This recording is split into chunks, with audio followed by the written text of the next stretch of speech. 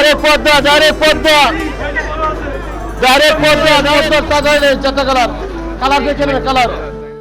বৈশাখ এলেই বাঙালির পাতায় ইলিশ এ যেন চিরচেনা এক উৎসবের ছবি। তবে এবারের চিত্র ভিন্ন।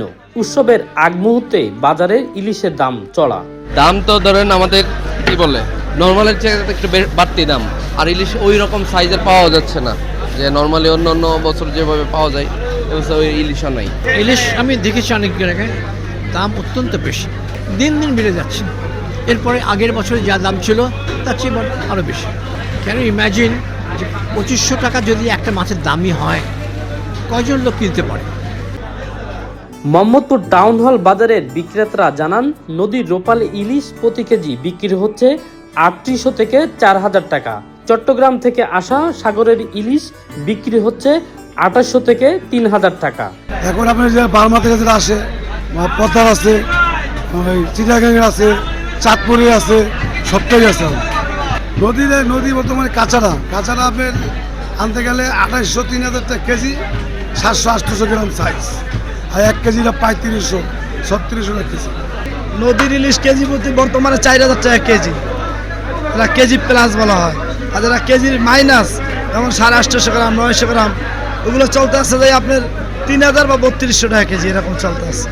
একদম প্রতি কেজি যে অরিজিনাল কাঁচাটা ওটা এখন 2800-3000 কেজি দেয়। এটা কোলেস্টারের মাছ, এটি 2400-2500 টাকা কেজি, 1 কেজি 200-300, 1.5 কেজি 2400 থেকে 2500। মাইলমা থেকে কোলিস্টরের ইলিশ দাম কিছুটা কম, প্রতি কেজি 2200 টাকা থেকে 2400 টাকা বিক্রি হচ্ছে। বিক্রেতারা বলছেন, প্রজনন মৌসুমে অবৈশ্রমে ইলিশ ধরা বন্ধ থাকা এবং বৈশাখের বাড়তি চাহিদার বিপরীতে পর্যাপ্ত যোগান না থাকায় এক সপ্তাহে প্রতি কেজি 1000 টাকায় পর্যন্ত দাম বেড়েছে।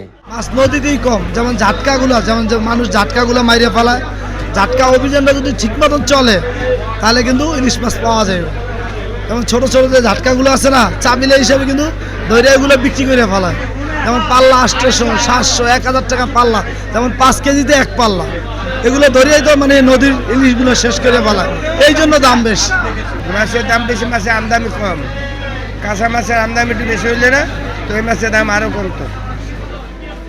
সরবরাহ সংকটের কথা বলে যেন অযৌক্তিকভাবে দাম না বাড়ায় বিক্রেতারা, সেদিকে সরকারের নজরদারি বাড়ানোর দাবি ক্রেতাদের। আমার মনে হয় যে ইলিশের যে একটি সিন্ডিকেট প্রতি বছরই সক্রিয় হয়ে ওঠে এই বৈশাখী কেন্দ্র করে, তো সেটা যেন আসলে সরকার প্রতিহত করে এবং সাধারণ মানুষ যেন ইলিশটা ক্রয় ক্ষমতার মধ্য দিয়ে তারা মানে কিনে খেতে পারে। বাংলাদেশে এটা শোনা যায় দাম বালের সিন্ডিকেট, এটা তো আমাদের সচক্ষে দেখার কথা। তবে দাম কম হলে সবাই খেতে পারবে, সবাই একসাথে উৎসব পালন করতে পারবে, এটা আমরা আশা করি। হ্যাঁ, যে সবাই যেন এটা খেতে পারে। সরকার ভালো ভালো আইন করে, আইন কিন্তু আছে, কিন্তু বাস্তবায়নটা জনগণকে করতে হবে। তবুও প্রশ্ন থেকে যাচ্ছে, এবারের বৈশাখে সবার পাতে কি উঠবে চিরচেনা সেই পান্তা ইলিশ? নুরুজ্জামান রিকো, দৈনিক করতোয়া, ঢাকা।